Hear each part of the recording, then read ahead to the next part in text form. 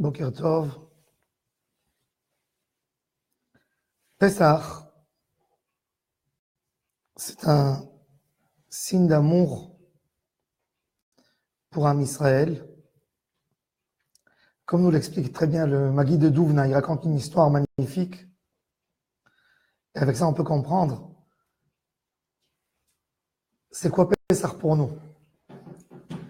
Il raconte sur un prince qui a quitté la maison de ses parents, du roi. C'était le prince héritier. Et il prend son cheval et il fait des distances, des milliers de kilomètres. Il tourne dans le pays pour voir les citoyens. Puis c'est lui qui arrivera un jour, c'est lui qui va gouverner. Et quand il passe un jour dans les champs avec son cheval, il voit une jolie fille, belle, très intelligente, très sage. Et il se dit, cette femme, c'est la femme de mes rêves. Mais c'est une campagnarde, une fille de la campagne. Il descend de son cheval, il parle avec elle, et la fille lui dit, moi, tu sais, il n'y a pas quoi que ce soit entre nous, mais moi je suis prince, moi. C'est ce que tu racontes, mais je suis pas convaincu que tu es un prince. Dans tous les cas, tu veux de moi, il faut parler avec mon père. Il va voir le père. Le père est un homme de la campagne. Je suis prince. Il dit, bon, ça y est, écoute, les histoires, c'est tes histoires. Parlons chiffre d'affaires. Qu'est-ce que tu me donnes pour ma fille? Et je te donne 10 moutons, 3 chevals, 2 bœufs, etc. Ok. Il prend un bracelet en or, il le vend, donc il achète, et il veut prendre la femme. Et il lui dit, le père, non, chez nous, c'est pas comme ça. Chez nous, jamais une fille ne sort pas de la maison de ses parents qu'au mariage. Après, tu la prends, c'est ta femme. Tu fais ce que tu veux. Ok, il faut faire un mariage. Et le prince, il est pressé de rentrer chez lui. Donc, qu'est-ce qu'il fait? Vite. Il organise un petit mariage. Il va chez le boulanger, il achète des petits pains, des trucs, des assiettes en plastique, etc., etc. Et au milieu de la soirée, il voit quelque chose de très bizarre. La femme, avec qui il veut se marier, chaque fois, elle prend une assiette, des fourchettes, elle prend tout ce qu'il y a à table, et elle sort, elle va les cacher quelque part. Ça lui a paru très bizarre au prince, mais il s'est dit, la pauvre, elle vit dans la misère. Donc pour elle, c'est important tout ça. Il ne dit rien pour ne pas lui faire honte. Et bon, fini le mariage, les jours d'après, il rentre. Et quand elle rentre avec lui, elle voit que vraiment c'est le prince. Tout est à lui, tout. Là, ils font un vrai grand mariage. Tout le monde est invité. Après quelques années, ils ont des enfants. Déjà, lui, c'est le roi et elle, c'est la reine. Un jour, ils se chamaillent entre eux. Et il lui dit, tu n'as pas honte. Tu es venu chez moi. Je t'ai prise. Toute nue, tu n'avais rien. Tu me parles de cette manière. C'est moi qui t'ai tout donné. Je lui dis un instant. Elle va dans la chambre, elle fait sortir un sac. Elle amène à table les assiettes en plastique, les petits pains pas beaux. Et il dit, regarde comment toi tu étais pressé de te marier avec moi. Tu as fait un mariage tellement simple parce que tu me voulais.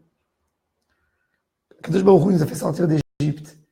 Après la faute du veau d'or, Hachem nous a dit, vous n'avez pas honte, vous, d'où je vous ai pris. Vous êtes un peuple misérable, esclave. Le peuple le plus soumis dans le monde, je vous ai pris. Et c'est comme ça que vous m'en considérez. Et non, on lui dit, Hachem, hein, Ok, nous étions des esclaves. Mais toi aussi, tu étais pressé pour nous faire sortir. Regarde la galette. Tu n'as même pas laissé en Égypte pour avoir le temps de faire du pain. Donc c'est un pain qui signifie l'amour d'Hachem pour nous. C'est pour ça que le Zohar Kadosh, quand le Zohar parle de la matzah, le Zohar monte dans les plus grands niveaux d'amour et il dit la matzah, il appelle Mechla de Mesvata, la nourriture qui guérit de tout. Celui qui a une émouna dans Hachem Yitbarach, il guérit tout avec la matzah. Tout. Toutes les maladies, on peut guérir qu'en mangeant un morceau de matzah. Je n'ai pas dit qu'il ne faut pas aller chez le médecin. Mais celui qui a une émouna, un niveau de émouna, il peut tout guérir qu'avec la matzah. La matzah, elle a une autre importance. Tout le lien de la matzah, de la achilat matzah, aujourd'hui, les poskim y parlent de quelqu'un qui a 30 grammes de matzah shmoura. C'est-à-dire, je suis arrivé à Pessah, je n'ai pas trouvé de la matzah. J'ai de la matzah qui n'est pas une matzah shmoura. J'ai que une matzah shmoura. Où je mange cette matzah? Quand je fais le motzi, quand je fais le korer, ou quand je mange le afikoman? À votre avis?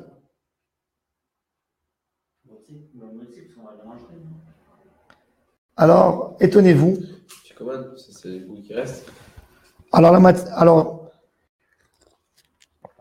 la majorité des postim disent qu'il faut manger dans la dernière matzah, qui est le afikoman, manger la matzah shmoura. Avant, on ne mangera pas de matzah shmoura. Malasot.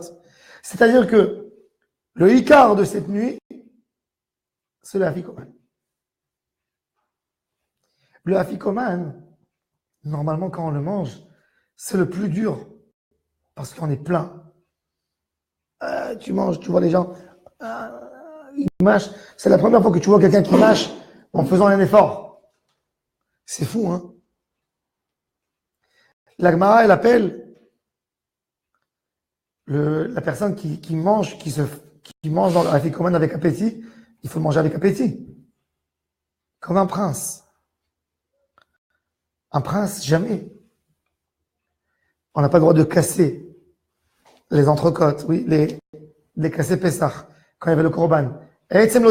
Comme des princes. Tu ne broies pas. Tu manges vraiment comme un prince. Et c'est pour ça que le afikoman, on le mange la dernière partie du korban Pessah. Quand on est déjà rassasié, pour ne pas manger affamé, comme quelqu'un qui mange des grillades. Quand on mange des grillades, il y a l'appétit. Il ne faut pas le manger comme quelqu'un qui n'a pas mangé des grillades longtemps et il mange affamé. Il paraît pour celui qui le voit comme un pauvre, comme un misérable. Alors on te dit mange, à la fin du repas, tu manges ton morceau d'afikoman.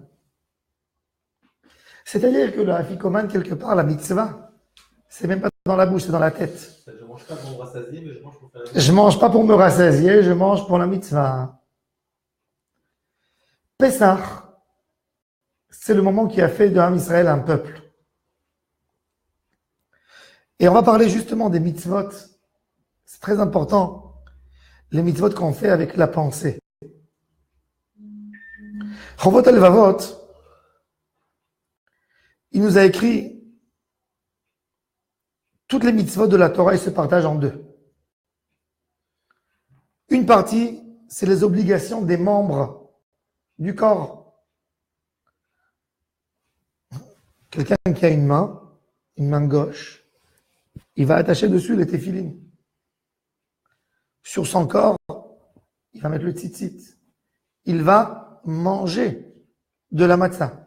Il va faire avec ses yeux Birkat Hailanot. Toutes les bénédictions qu'on voit. Oui. Il va sentir, il va faire avec son nez une mitzvah de Boré, Miné Bessamim, etc.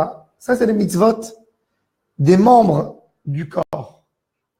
Mais la deuxième partie, c'est la mitzvah qui est cachée, qui est dans la conscience de l'homme. Chokhmat hamatzpun, la sagesse cachée, la kavana dans la mitzvah. La mitzvah, elle est limitée. Elle est limitée à son volume. Mange kezaït, 27 grammes. Mais la pensée qui vient derrière la mitzvah, no limit. Il n'y a pas de limite. Il n'y a pas de limite à ce que tu peux penser. Il n'y a pas de limite à tes kavanotes. D'où elle vient cette mitzvah? Quand je mange une matzah, est-ce que ce que je mange, c'est uniquement mon palais? Je dis, ah, elle est bonne, hein, cette fois-ci. Regarde comment elle est croustillante. C'est ça ma kavana, où quand je mange, je ferme mes yeux, je pense sur l'amour d'Hachem, qui nous a fait sortir d'Égypte, qui ne voulait pas nous attendre un moment pour qu'on sorte. Que quand le moment de la Géoula arrive, on ne peut pas l'arrêter d'une fraction de seconde. Je pense que la matzah, pour moi, ça signifie pas de chametz, pas de levain, pas de gahava. Ça signifie pour moi de se rappeler le chesed d'Hachem quand on est sorti de l'esclavage, qui mangeait des galettes et d'autres choses. J'ai des kavanotes et des kavanotes extraordinaires, qui n'ont pas de limite, qui se limitent pas à 27 grammes que je fais rentrer dans ma bouche. Et ça, c'est le shoresh de toutes les mitzvot. Il dit, chovot alevavot, les mitzvot du cœur, par exemple, Yichud Hashem, il y a un créateur dans le monde qui l'a créé de rien, à base de rien. Il n'y a pas comme ce créateur. On accepte sur nous la gouvernance de ce créateur. On le travaille de tout cœur. On regarde ces merveilles qui nous font preuve qu'il existe. On fait confiance en lui. On se soumet à lui. On le craint. On a peur quand il voit nos fautes. On a envie de faire sa volonté. On a envie de lui donner joie. Toutes les mitzvot qu'on fait, on les consacre pour lui. On l'aime, on aime celui qu'il aime. On essaye de faire tout pour s'approcher de lui. On déteste tout ce qui peut nous éloigner de lui. Ça, est-ce que tu le vois quand je te dis que c'est assourd de manger pas cachère? Non. Est-ce que tu as ce sentiment? Tout ce que j'ai mentionné dans une mitzvah lota assez. Donc on voit qu'il y a une mitzvah qui a des limites. Faire, ne pas faire. Mais les idées, ton cœur, ta conscience, qui est pleine de toutes ces pensées. Quand tu marches dans la rue et que tu es tenté à faire quelque chose et tu as toutes ces idées qui viennent, qui te traversent l'esprit, et tu pour la grandeur d'Hachem, jamais je le ferai. Oh, comme c'est grand. C'est là que tu es récompensé sur le fait que tu n'as pas fait. Il y a quelqu'un qui m'a dit, est-ce que chaque seconde, je suis récompensé que le fait que je ne mange pas du porc? Non. Mais quand tu marches dans la rue et tu sens l'odeur, dis non, ça c'est pas cachère. Et dans ta conscience, il y a toutes ces pensées qui rentrent. C'est là que tu es récompensé, oui. Même sur le fait que tu n'as pas fait une avéra. Kol Mishelo Asa Avera, qui est à sa mitzvah, il est écrit dans les paroles de nos sages. Mais à condition que tu as cette conscience, que tu as ces pensées. Il y a certaines avérotes qui sont dans la conscience. Ne pas venger. Ne pas avoir envie de quelque chose qui ne t'appartient pas. Il dit, le Chovot Elvavot, j'ai vu que la sagesse de la conscience a été lâchée par tout le monde. On n'a pas écrit un livre qui parle de toutes ces parties. Et je me suis dit, peut-être la conscience n'est pas obligatoire. Il n'est pas écrit dans la Torah. Et peut-être je ne suis pas puni. Comment on fait pour les Bah, conseils t'as- t'arrives Hein? comme ça, des Ah, fois elles te tombent d'accord. dessus, c'est compliqué d'avoir envie de quelque chose. Alors il dit peut-être, on n'est pas puni si on n'utilise pas la conscience. Si toute ma vie elle s'applique, je fais comme un robot. Je fais les mitzvot. J'arrive, on me dit, la Seder, t'as à manger tant de matzah. Tu n'as pas à manger du pain. Le matin, tu dois mettre tes tefilines, tu dois mentionner un texte. Tu dois allumer les bougies de Shabbat. Je le fais comme un robot. Peut-être c'est ce qu'il faut et pas plus. Qui a dit qu'il faut avoir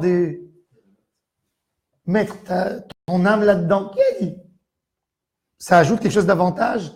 Ça manque si j'ai pas à penser. Alors il dit oui, je vais t'amener des preuves. Regarde. Sechel d'abord. L'homme est composé de corps et d'âme. Et les deux sont les biens de Dieu. Il y a une qui se voit et une qui ne se voit pas. Et on comprend, donc il y a quelque chose qui ne se voit pas. On est obligé donc de servir Dieu avec le corps et avec l'âme. Si Dieu nous a créé corps et âme, donc tu comprends que tu dois le travailler dans ton corps. Et il est où le travail de l'âme? Les obligations du corps, c'est quoi? Alors, tfila, ce que je fais sortir avec mes lèvres, c'est le corps, c'est pas l'âme. Le jeûne, c'est le corps. La tzedaka, c'est le corps. Le limud Torah, c'est le corps. L'enseignement, c'est le corps. Souka, lulav, tzitzit, mezouza, barrière dans ta maison et tout autre, c'est le corps. Mais la avoda du cœur, l'obligation du cœur, c'est qu'on consacre tout pour Akadosh Baruch Hu dans nos cœurs, qu'on a une émouna en lui, dans sa Torah, qu'on accepte toutes ces règles de Avodat Hashem, qu'on le craint, qu'on se soumet, qu'on ait honte de lui, qu'on l'aime, qu'on fait confiance en lui, qu'on sera prêt même de consacrer notre vie pour lui, qu'on quittera tout ce qu'il déteste et qu'on fera tout ce qu'il aime, qu'on observera toute la journée tous ses biens avec nous. Et tout ça, on ne peut pas le faire si on n'a pas envie de le faire. Parce qu'il faut savoir que tant que l'âme ne veut pas faire, elle ne fera pas. Tu peux être assis à la fin de l'El Seder et quand tu manges le Korban Pessah, le Korban à l'époque du temple, et aujourd'hui le Afikoman, tu dis, ah, je suis bourré, dis-moi. Je peux pas. J'explose. J'ai pas où faire entrer cette matzah. On peut pas sauter. Ça, si tu sers à Kadosh Baruch Hu que dans le corps, tu as raison. Le corps, il a des limites. Mais si tu sers à Kadosh Baruch Hu avec l'âme, tu es obligé de goûter. Comme quelqu'un qui aime sa femme ou qui aime sa mère. Il a fini de manger et sa mère lui dit, regarde, j'ai un plat spécial que j'ai préparé pour toi. Elle vient avec un sourire. Elle lui amène. Il est plein. Il ne peut pas manger. Il va pas manger que pour sa mère, pour lui faire plaisir. Il adore sa mère. Bien sûr. Oui, maman, il va trouver place tout de suite. Comme on dit, pour ceux qu'on aime, on a de la place toujours. Quand tu dis à quelqu'un, non, laisse, je peux pas. Quand la personne dit, pour toi, c'est pas la fin du monde si tu lui dis non. Mais à quelqu'un que tu peux pas dire non, tu trouves de la place. La Gemara, elle dit, c'est pour ça que la Gemara, elle dit, sur le texte, sur la mitzvah de Afikoman, tzadikim el chubam ou posh emikash tubam. La Gemara dans la Maseret Pesachim, elle dit, le tzadik et le rachat, ils ont mangé la même quantité. Les deux, ils ont la même capacité d'estomac. Les deux. Mais le tzaddik, il mange avec appétit. Et celui qui est loin d'Hachem, il mange comme si on le force. Il est écœuré de la mitzvah. Mais les deux, ils sont pleins jusque-là. Mais le tzaddik, du fait qu'il sait qu'il fait plaisir à son créateur, il a faim. Et l'autre, il est plein. Il dit le Chovot Halevavot, il amène des textes de toute la Torah pour montrer que le Ikar des mitzvot, c'est le cœur. Comme que la Gemara nous le dit, Rahamana liba bare. Akadosh Baruch Hu, il veut le cœur. Le cœur. Quelqu'un qui a mangé la matzah sans avoir la kavana. Je mange la matzah zecher leitiat mitzrayim. Il n'a pas été acquitté de sa mitzvah. Il doit remanger. Si tu n'as pas mangé behaseba, tu dois remanger. Si tu n'as pas fait hasaba, tu t'es pas mis sur ton côté gauche. Pourquoi? Tu n'as pas fait la volonté d'Hachem. Il faut savoir que la question de tout, c'est comment je fais la volonté d'Hachem Yitbarach. On est devenus des machines. Des machines. Toute la avodat Hachem, c'est de sortir de l'idée de machine et de robot. Et de l'idée des mitzvot du corps. Servir Hachem avec l'âme, pas avec le corps. Hein.